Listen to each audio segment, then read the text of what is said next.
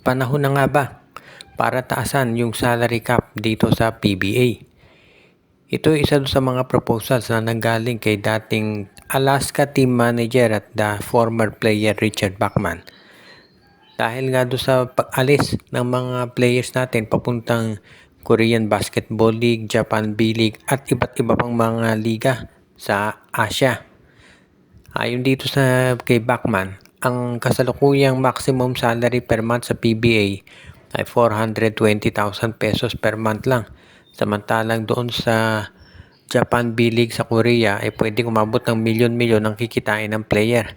Siyempre kung ikaw naman player, bakit ka mananatili dito?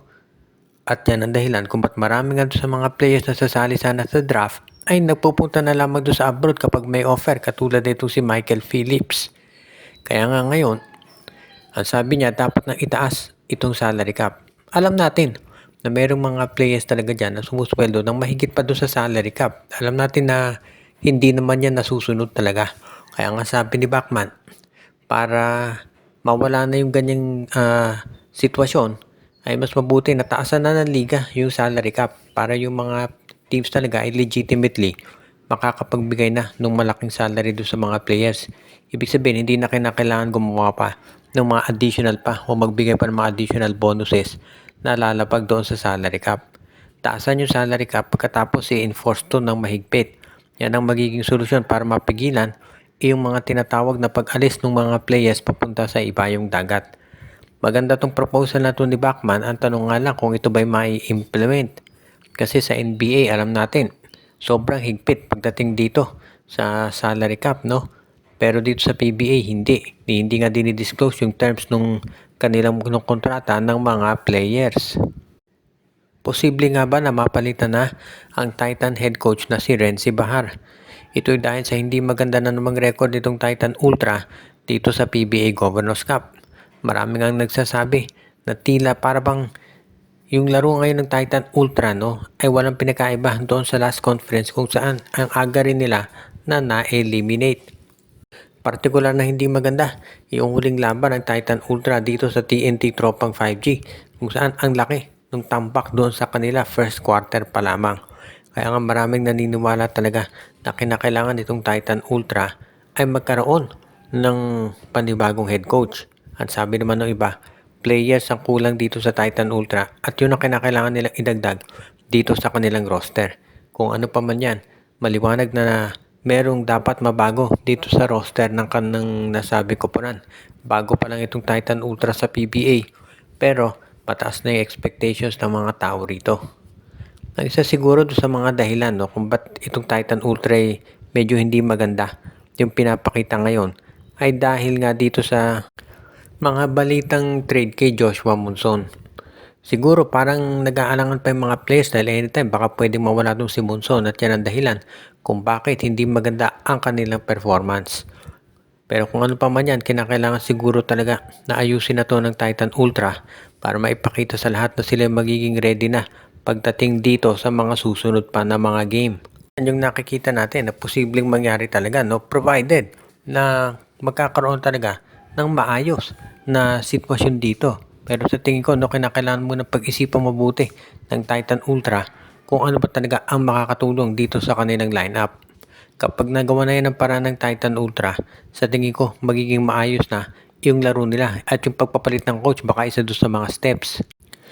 Ito nga bang si San Miguel guard Chris Rosales ay malapit ng bitawan ng SMB kasama na itong kanilang rookie na si Royce Mantua. Ang dalawang nabanggit na players ay hindi na ginagamit nitong SMB at maraming naniniwala na baka ang mga ito ay malapit ang madala sa ibang team at matrade. Marami nang nakapuna, partikular na dito kay Rosales dahil dati siyang ginagamit talagang point guard ng SMB. Pero ever since nung dumating itong si Jerick Ahanmisi, si Jerick na ang naging backup point guard na San Miguel dito kay Chris Ross. Kaya nga ngayon, parang yan yung nagiging sitwasyon dito. Tignan natin kung itong si Chris Rosales ay ititrade na ng SMB. Medyo nakapagtataka, Kasi kahit sobrang tambak na nung mga games, hindi talaga pinapasok nung si Rosales. So, very unusual yan. Dahil usually, kapag tambak na yung games, ginagamit ni Leo Austria halos lahat ng mga players niya. So, isa yun doon sa dahilan kung ba't marami nagsasabi na baka ito'y matitrade na. Maraming mga teams kasi ngayon na naghahanap ng mga quality point guards ng mga veterano at si Chris Rosales, yung isa doon sa mga kinukonsidera. Kaya hindi ako magugulat kung sakasakali nga na itong si Rosales ay i-trade nila. As it is, nakita naman natin na itong si Rosales kaya pa rin niya magbigay ng magandang laro. Kaya hindi na ako magtataka talaga kung ito'y mangyayari. Kaya tignan na lang natin kung ito'y matutuloy. Pero so far, no, wag na tayong mas sorpresa kung magkakaroon ng mga panibagong movements dito sa SMB. Dahil syempre ito si Coach Leo Austria gusto pa rin palakasin yung lineup ng San Miguel. At alam natin na yung pag-trade ay isa doon sa mga steps na ginagawa talaga ng San Miguel para ito'y magawa. Kaya nga wag na tayong sabihin na nating masorpresa kung ito'y mangyayari. For the meantime, no, masayang-sayang SMB dito sa kanilang record. Kahit na natalo sila sa TNT at sa NLEX dito sa kanilang grupo dahil halos sure na sila na makapasok sa playoffs. Ito naman daw big man ng Barangay Ginebra na si Isaac Go ay pinag-iinteresan ng ibang koponan, partikular na raw nitong koponan ng Converge Fiber Xers. Ang Converge ay gustong kumuha ng isa pang big man na po pwede dito sa kanilang roster na maidagdag. At itong si Go yung isa sa mga nakikita nila na pwedeng maisama at makuha. At baka daw ang i-offer nilang kapalit ay itong si Archie Concepcion. Si Archie Concepcion naman ay isang quality backup point guard na talagang makakatulong din yan dito sa koponan ngayon itong si Coach Tim Cone. Kaya hindi ako magugulat kung papayag siya sa trade na to. Yes, importante yung big man dito sa Barangay Ginebra. Pero since nandyan na si Kay Mark Carino, baka hindi rin na naman mabigyan ng mahabang playing time itong si Isaac Go. Plus meron pa silang draft pick na galing sa Terra Firma. Kaya nga sa tingin ko, hindi ako magtataka no, kung itong si Isaac Go ay trade na ng Barangay Ginebra. If ever mangyari yan, abang maganda to para dito sa Barangay Ginebra. At sa tingin ko, isa yun sa mga bagay na gagawin talaga nila. As it is, itong si Coach Delta Pineda, nakikita ng mga insiders na ready yung gumawa ng trade. Basta, yung talagang makikinabang itong kuponan ng Converge Fiber Xers. At sa tingin ko naman, hindi naman malulugi itong Converge. Maski na itong Barangay Ginebra. Dahil itong Archie Concepcion for Isaac Go na trade, wala akong duda na yan ay patas talaga. Kaya mukhang ito na yung mangyayari na tutulong at magbibigay ng magandang benefits doon sa dalawang koponan. Ang Ginebra ay naghahanap ng isa pang scoring point guard at ito naman Converge Fiber Xers ay ng isa pang big man. Kaya naman itong klaseng trade na to siguro parang mutually beneficial para dito sa Converge Fiber Xers at pati na rin dito sa koponan naman nitong Barangay Ginebra sa ngayon.